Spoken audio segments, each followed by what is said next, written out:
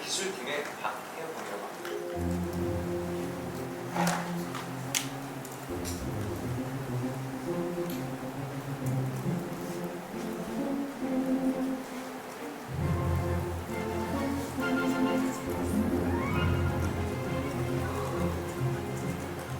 소방청에 의하면 연간 약 5천여 건의 화재가 일어나고 있습니다. 하루에 한 14건 정도의 화재가 일어난다는 거예요. 14건이라는 게 적지 않은 숫자이기 때문에 제가 생각을 할 때는 이거는 저희 BMW를 포함을 해서 이거는 모든 차량 제조사의 큰 숙제가 아닐까 생각이 듭니다. 먼저 저희가 지난 5년간 있었던 외부 요인으로 확인된 화재에 대해서 저희가 분석을 했습니다. 4가지에 대해서 말씀을 드릴 건데요.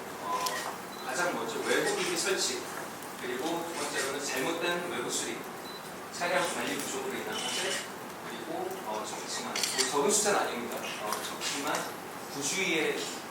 부주의로 인해서 일어난 화재에 대해서 좀 말씀을 드릴 거고요. 대부분의 이유, 그러니까 화재의 이유는 블랙박스에서 일어났다고 보시면 됩니다. 우선 보시면은 가장 먼저 시작하는 점은 보조 배터리입니다.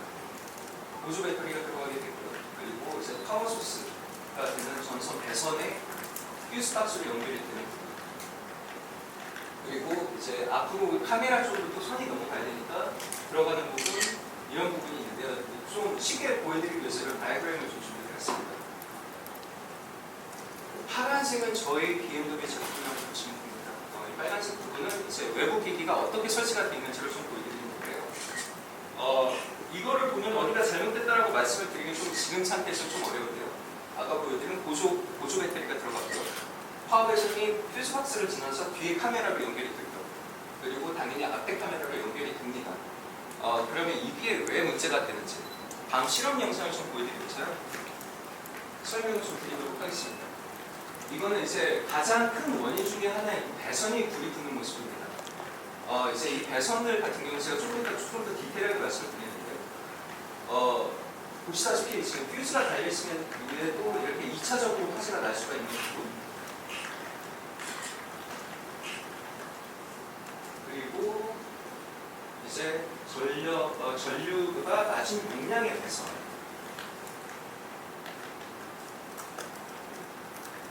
여기서 우선은 배선에 용량이 있다는 걸 혹시 아시는 분이 있으실까요? 저희 배선이라는 게 거기에 정해진 스페시피케이션이 있습니다.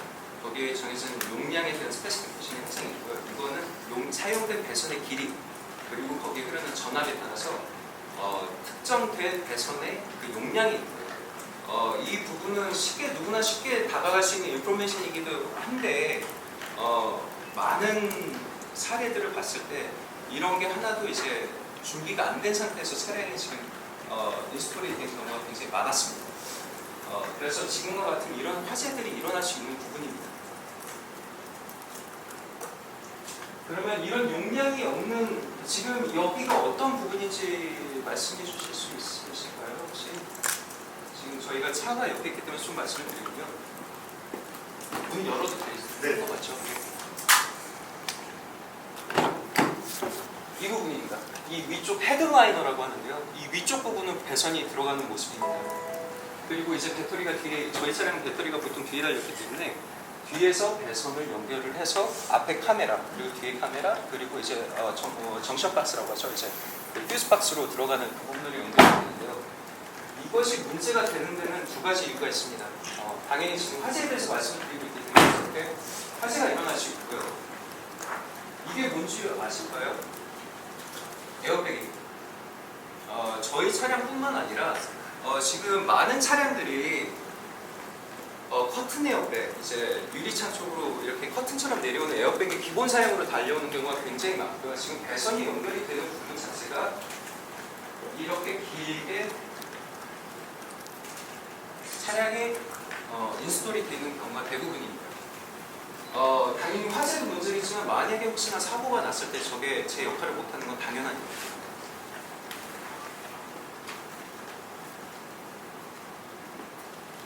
지금 보시다시피 아까 용량에 대해서 좀 말씀을 드렸는데요. 이 배선 같은 게 딱 보기도 너무 얇지 않나요? 뭔가 파워 소스를 쓰기 위한 배선이면 너무 얇고요.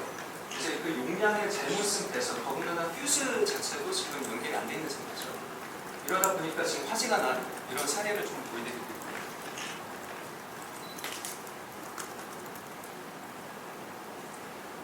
이것도 아까 말씀드린 저희 퓨즈박스를 통했을 때 잘못 인스톨이 돼서 화재가 일어난 사례입니다.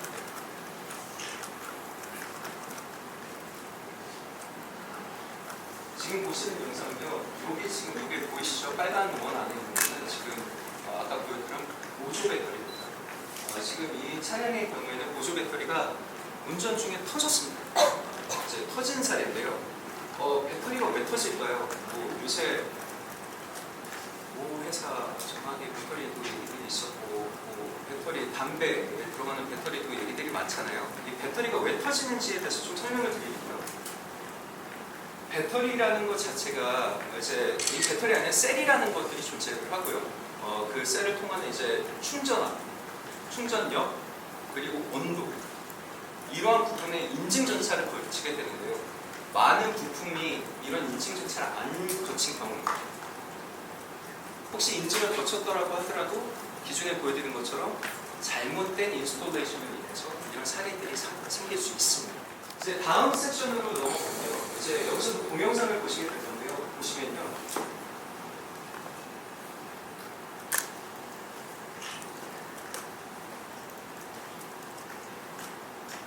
실제로 있었던 저희 조사 중에 일어난 CCTV 영상을 저희가 누출을 한 겁니다.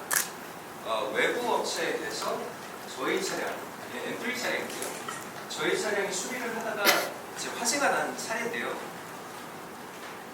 당연히 지금 많은 전문가들이 밖에 계십니다. 그분들을 다 말씀을 드리는 게 아니라는 점을 먼저 오해를 하시지 말아달라는 점을 말씀을 드리고 싶긴 한데요. 저희 전문 BMW 딜러십이나 월세레이스나 뭐 다른 회사 이렇게 저 입에 붙어가지고 전문 딜러를 운영을 하는 데는 이유가 있습니다. 왜냐면은 지금 국내에도 너무나 많은 차종들이 있죠. 차량 이름 얘기 안 하겠습니다. 너무나 많은 차량들이 있고, 그리고 수입 차량은 저희를 포함을 해서 많은 유럽 차량들이 또 있잖아요. 그리고 일본 차량들도 있고, 기본적인 틀은 비슷하다고 생각을 하셔도 되는데, 아까 말씀드린 것처럼 많은 전장 시스템이 들어가잖아요. 그게 가장 다른, 그러니까 로케이션적으로 어떤 방법으로 커뮤니케이션을 하는지 그런 부분에서 좀 다릅니다. 근데 외부 업체들에서 당연히 지금 말씀드린 것처럼 이제 많은 전문가들이 계시지만 각 특정 회사에 제대로 된 이 인포메이션을 다 가지고 계시기는 부담이 되죠. 아무래도 용량 초과죠. 그렇게 될 경우. 그러다 보니까 그런 잘못된 예를 들어서 이쪽 회사에서는 차량이 이렇게 돼 있었는데 이쪽 차량을 해보니까 다르더라 하는 게 모르시고 작업을 하시면 이런 사례가 생길 수 있습니다. 한 가지 예를 더 보여드릴 건데요. 지금 이 차량 같은 경우는 히스토리가 있습니다. 제가 기억하는 게 맞다면 이게 7시리즈예요. 저희 7시리즈 중에 한 차례인데요. 이 차가 이제 화재라고 접수가 되기 직전에 외부 업체에서 차량 후방 추돌로 인해서 수리를 받았더라고요. 근데 후방 추돌 사고로 인해서 수리를 받았던 화재가 일어나느냐 굉장히 드문 경우기는 한데요. 좋은 예로 말씀을 드릴 수 있을 것 같아서 가져왔고요. 쉽게 생각을 하시면 차량 후방 추돌 사고가 일어나면 여기 배기 머플러가 있죠. 배기 머플러가 당연히 변형 또는 손상이 생길 수 있습니다. 근데 이제 제가 고객의 입장이라고 하면 이거를 뭐 보험 처리를 하실 수도 있고 사고가 나면 오래된 차들 같은 경우에도 솔직히 보험 처리하는 것보다 비용을 쓰고 그냥 하시는 경우가 더 많을 수도 있을 거라는 생각이 듭니다. 이런 사례들이 대부분 이제 비용적인 문제에서 나오는 경우가 굉장히 많습니다. 원래 월기 추정서대로라고 하면 이 머플러는 교환이 됐었어야 합니다. 교환이 되지 않은 상태에서 억지로 이제 원래 모양대로 좀 맞추시겠죠. 맞추다 보니까 원래 있어야 하는 자리에서 이탈을 했고요. 이탈을 하면서 이제 덤퍼의 열 변형이 생겼습니다.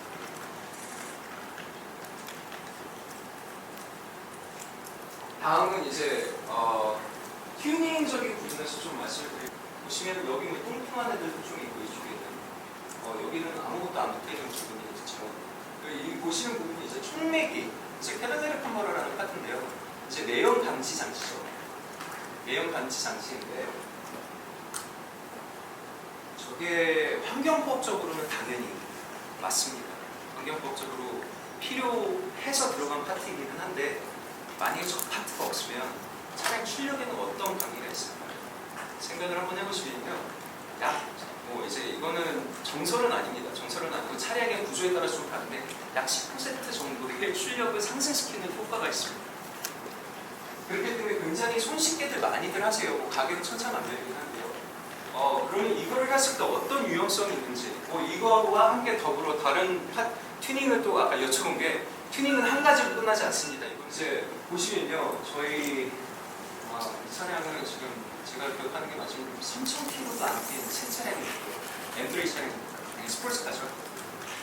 빠른 차 좋아하시는 분들은 당연히 굉장히 큰 소음도 좋아하고 이제 차가 좀 더 다른 차들보다 좀 빨리 달릴 수도 있어야 되고 그런 부분을 생각을 해서 많이들 작업을 하시는데요. 이 차량 지금 동그랗게 하이라이트 있는 부분을 좀 보시면 아까 조금 퉁퉁했던 파트들이 있잖아요. 그런 부분들이 안 보이는 게 좀 보이시죠? 일자 그냥 파이프로 보이는 부분을 보실 수 있는데요. 이 차량 같은 경우에는 이 파이프 외에도 엔진 튜닝을 같이 동행을 했습니다. 같이 진행을 했는데요. 어떠한 문제가 생길 수 있느냐면 차량마다 정해진 알맞는 공기량과 알맞는 연료를 뿌려줄 수 있는 비율이 있습니다. 근데 차를 좀 더 빨리 가게 하려면 당연히 기름을 더 뿌려줘야겠죠. 그리고 터보, 예를 들어서 터보가 붙어있는 차량들은 터보를 더 많이 돌려줘서 부스트로 올려줘야 됩니다. 뭐 이런 부분들이 있는 게 다 이제 튜닝을 하다 보면 어쩔 수 없는 밴드라는 게 생기고요. 열이 생깁니다. 당연히 차량 내부에서 완전 연소가 돼야 되는 그 연료가 밑으로 흐르면서 이쪽에서 연소가 되는 거죠. 그래서 백파이어라고 얘기를 많이 하시죠. 그래서 불꽃이 튀어나오기도 하고 소리도 버벅버벅 소리도 나고. 다음은 유지 관리 구조. 이게 엔진룸 위에서 저희 디젤 엔진의 형상인데요. 이 붉은 부분이 이제 열이 형성이 되는 부분입니다. 열이 형성이 된다는 것은 아까 말씀드린 것처럼 배기 시스템의 자리를 하고 있는 자리고요. 실제 엔진에서 보시면은 이 부분이 아까 말씀드렸던 매연 저감 장치 중에 DPF라는 게 하나 있습니다. DPF라고 이 자리 앉는 한 이 정도 크기가 될 건데요. 이 정도 되는 저감 장치가 이제 자리를 합니다. 아까 말씀드린 것처럼 굉장히 고열의 파트라고 말씀을 드렸는데요. 이 파트 같은 경우에는 표면 온도가 최고 400도까지 올라갈 수 있습니다. 당연히 차가 완벽한 상태라고 하면 이거는 문제가 돼서는 안 되겠죠. 근데 말씀을 드리는 게 지금 보시면은 여기는 플라스틱 파트도 있고 여기는 무슨 커버도 있고 지금 이런 상황인데요. 이렇게만 보셨을 때 이 까만 부분 플라스틱 재질이 맞습니다. 저희 실린더 카본 가스켓이라고 하거나 뭐 밸브 카본 가스켓이라고도 많이 말씀을 하시는데요. 여기 밑에는 이제 실린더 헤드, 밸브가 앉아있는 실린더 헤드가 있습니다. 이 두 가지 다른 파트가 만나는 지점에는 가스켓이라는 게 들어가겠죠. 근데 보통 가스켓이 재질이 고무 재질의 경우가 많습니다. 고무 재질의 경우에 열도 문제가 될 수 있고요. 나이도 문제가 될 수 있고요. 보통 이제 차량이 노후되면서 생기는 문제인데 이게 딱딱해지는 경우가 생깁니다. 재질이 바뀌는 거죠. 많은 열을 받고 식었다가 열을 박았다 하면서 이제 재질이 바뀌는 상태가 되는데 그러면 어느 순간 오프닝이 생깁니다. 오프닝이 생기면 그 자리에서 오일이 누유가 생길 수가 있습니다. 그럼 보시면은 여기 저희는 이제 피쉬드라고 그냥 부르기는 하는데요. 이제 열을 받기 위한 부품이기도 하고요. 그리고 이런 부품이 있음에도 불구하고 열은 충분히 지금 있겠죠. 밑에 있습니다. 근데 여기서 오일이 샌다라고 할 경우에는 이게 처음에 오일이 샌다고 불이 붙진 않습니다. 이게 원인이긴 한데요. 그게 당장에 불이 붙진 않습니다. 세월이 지나고 시간이 지나면서 이제 뭐 어떤 거든 계속 그 자리에 뭔가 계속 흐르면은 여기에 이제 그 레지듀 그 남는 물질들이 생기겠죠. 그리고 그 남는 물질에 뭐 액체 기준 오일이니까 액체겠죠. 거기에 온갖 오염이 생기고 다른 물질들이 또 가서 붙습니다. 굉장히 그래서 까맣고 더러운 모습을 보이는데 그게 오래 앉아 있고 여기에 400도까지 올라갈 수 있는 열이 가해지면 추후에 불이 생기는 경우가 많습니다. 이런 케이스는 굉장히 좀 많은 케이스 중에 하나고요. 실제로 한 예를 말씀을 드리면요. 이 차량 제가 말씀드렸던 DPF 위에 이제 오일이 유기가 오래돼서 이렇게 까맣게 앉는 자리가 보실 겁니다. 그 차량이 주행이 되면서 뒤로 흐르겠죠. 그리고 밑에서 봤을 때 모습입니다. 여기서 오일이 흘러내리는 거죠. 실제로 이 차량이 이것들이 화재라고 신고가 들어간 차량입니다. 저희가 오늘 말씀드리는 건 저희 브랜드에 관련돼서만 말씀을 드리는 게 아니거든요. 이 구조는 어떠한 차량이든 인터널 컨버션, 그러니까 디젤 엔진의 인터널 컨버션 엔진하고 대부분 비슷한 구조를 가지고 있을 겁니다. 그래서 오늘 말씀을 드리고 싶은 거는 이러한 게 뭔가 확인이 됐다. 수리를 받으시는 게 맞다라는 말씀을 드리고 싶은데 이런 예를 좀 들었습니다. 다음은 부주의. 이제 부주의에 대해서 좀 말씀을 드리고 부주의라는 말 억양 자체가 굉장히 사소한 문제 맞잖아요. 사소한 문제인데 부주의로 화재가 일어난다. 특히 이렇게 더운 날 이런 케이스가 좀 있는데요. 이렇게 더운 날 차량이 외부 주차장에 장시간 주차가 되면 차량 온도가 최고 90도까지 올라갈 수 있습니다. 흡연하시는 분들 특히 흡연하시는 분들 주머니에 라이터 넣고 자리에 앉으실 때 많으시잖아요. 그러면은 뭐 되게 빠집니다. 저도 몇 번 경험한 적이 있어서 빠지면 운전자 쪽에 계신 분은 센터 칸솔과 사이에 빠지는 경우도 많죠. 다행히 뭐 이렇게 밖에 있다 보면 찾지도 못하고 못 보시는 경우가 되게 많습니다. 좀 파괴의 위험이 있습니다. 90도에서 당연히 팽창도 될 거고 이제 이게 안으로 이렇게 그 안에서 빠져나오면서 온도와 만나면서 분명히 발화가 될 수 있죠. 이런 케이스들은 차가 유리창이 모두 닫혀 있으면 자연 진화가 되긴 합니다. 왜냐하면 차량 안에 모든 산소가 소진이 되기 때문에. 하지만 화재는 화재. 그리고 이렇게 되면 수리해서 차 판다고 생각합니다. 이제 많이들 물어보시는 게 전화기는 괜찮냐라고 물어보시는 경우가 되게 많아요. 우리 전화기 배터리가 있으니까 이 온도에서 뜨거우실 때도 있고 느끼실 때가 좀 있잖아요. 근데 아까 말씀드린 것처럼 이 모든 전화기도 인증 절차를 지나기 때문에 리튬 아이언 배터리를 쓰죠. 근데 그 열에 있어서는 제가 알기로는 300도에서 400도까지 이 배터리들을 견뎌야 되는 게 맞고 그렇기 때문에 이 열에서 폭파의 위험은 없습니다. 근데 한 가지 위험성이 따로 존재합니다.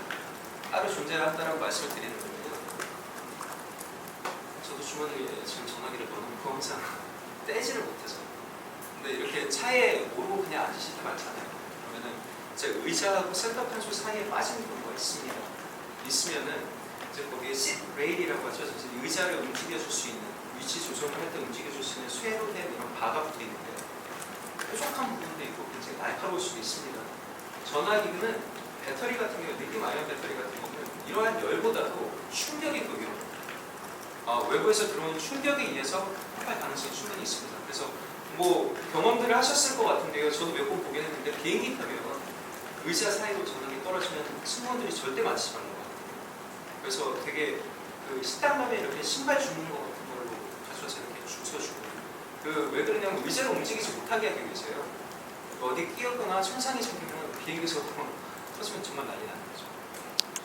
같은 취지로 생각을 해주시면 될 것 같습니다.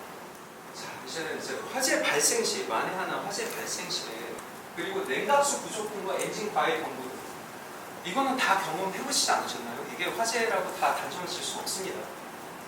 근데 생각을 해보시면 냉각수가 부족하다, 엔진이 과열이 됐다, 계속 운전을 하시면 안 되는 상황 맞습니다. 그때는 확인을 해주셔야겠죠. 그러면 어떻게 하셔야 되느냐? 2차 사고, 당연히 고속도로 주행을 하시거나 그럴 때 2차 사고를 방지하기 위해서라도 안전한 곳에서 차를 바로 움직이셔야겠죠. 여기서 주의사항을 하나를 말씀을 드리면요. 화재로 인지가 된 상태에서 고객분들이 빨리 화재를 진압해야 한다는 마음에 후드를 열라고 하시는 분들이 분명히 계실 거예요. 근데 후드를 여는 게 맞는지 안 맞는지에 대해서 말씀을 드리면 절대 여시는 게 안 되는 거예요. 이유는 그렇습니다. 아까 말씀드렸듯이 후드가 닫혀있는 상태에 굉장히 좁은 공간이기는 하지만 이 안에는 많은 가연성 제품이 들어가 있습니다. 휘발유도 들어가 있고 전장적인 부분도 들어가 있고 휘발유 특히 휘발성이 있는 거는 불이 한번 붙기 시작하면 굉장히 빠르게 진행이 됩니다. 근데 여기서 후드를 여시면 어떤 역할을 하시냐면요. 이렇게 캠핑 하실 때 불 덮으시라고 부채질 하시잖아요. 여는 순간 대량의 공기가 밀립니다. 화재는 당연히 불이 뭔가 태우려면 공기가 있어야죠. 그래서 대량의 공기가 유입이 되고 불길이 이제 치솟아 오를 수 있는 가능성이 굉장히 큽니다. 근데 뭐가 됐든지 가장 중요한 건 안전이죠. 그래서 후드는 안 여시는 것 같습니다. 당연히 119 전화하셔야겠죠. 차가 이제 타고 있으니까 119 전화하셔야 되는 거 특별히 말씀은 안 드려도 되는데 이제 각 브랜드별로 콜센터가 있습니다. 어찌됐든 간에 차량 제조사와 컨택을 하시는 건 맞습니다.